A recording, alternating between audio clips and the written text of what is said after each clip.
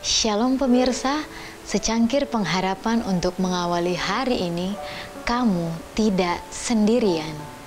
Yohanes 17 ayat 9, Aku berdoa untuk mereka, bukan untuk dunia aku berdoa, tetapi untuk mereka yang telah Engkau berikan kepadaku, sebab mereka adalah milik-Mu. Satu-satunya perlindungan melawan kejahatan adalah tinggalnya Kristus di dalam hati melalui iman dalam kebenarannya. Karena sifat mementingkan diri yang ada di dalam hati kitalah pencobaan berkuasa atas kita. Tetapi apabila kita melihat kasih Allah yang besar, sifat mementingkan diri tampak kepada kita dalam sifatnya yang mengerikan dan menjijikan. Dan kita ingin supaya itu dibuangkan jauh dari dalam jiwa. Apabila Roh Kudus memulaikan Kristus, hati kita dilembutkan dan tunduk. Pencobaan kehilangan kuasanya dan kasih karunia Kristus mengubah tabiat. Kristus tidak akan pernah meninggalkan jiwa yang untuknya Dia telah mati. Orang bisa meninggalkannya dan dijejali dengan pencobaan, tetapi Kristus tidak pernah dapat meninggalkan orang yang untuknya Dia telah membayar tebusan dari hidupnya sendiri.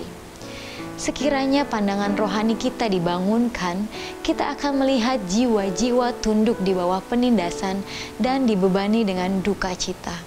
Tertekan bagaikan sebuah kereta di bawah muatan duka cita, tertekan bagaikan sebuah kereta di bawah muatan berat dan siap untuk mati dengan keputusasaan. Kita akan melihat malaikat-malaikat terbang cepat untuk menolong orang-orang yang dicobai ini, bagaikan orang di tepi sebuah tebing curam. Malaikat-malaikat dari surga memaksa mundur malaikat-malaikat jahat yang mengelilingi orang-orang ini dan memimpin mereka untuk menginjakkan kaki mereka di atas fondasi yang tahan uji. Peperangan yang berkecamuk di antara tentara kedua belah pihak nyata seperti orang-orang yang berperang dengan tentara-tentara dunia ini. Dan kepada hasil pertentangan rohaniah ialah tergantung nasib abadi. Kepada kita seperti kepada Petrus, kata ini diucapkan, Iblis telah menuntut untuk menampi kamu seperti gandum, tetapi aku telah berdoa untuk engkau supaya imanmu jangan gugur.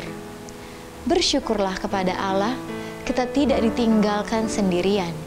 Ia yang sangat mengasihi dunia, sehingga Ia telah mengaruniakan anaknya yang tunggal, supaya setiap orang yang percaya kepadanya tidak binasa, melainkan beroleh hidup yang kekal. Tidak akan meninggalkan kita dalam peperangan melawan musuh Allah dan manusia. Sesungguhnya katanya, aku telah memberikan kuasa kepada kamu untuk menginjak ular dan kalajengking, dan kuasa untuk menahan kekuatan musuh, sehingga tidak ada yang akan membahayakan kamu. Hidup berhubungan dengan Kristus yang hidup, dan Ia akan memegangmu kuat-kuat dengan tangan yang tidak pernah membiarkan pergi. Ketahui dan percayai kasih yang dimiliki Allah untuk kita, dan engkau terjamin. Kasih itu adalah suatu benteng yang dapat menahan segala tipuan dan serangan setan.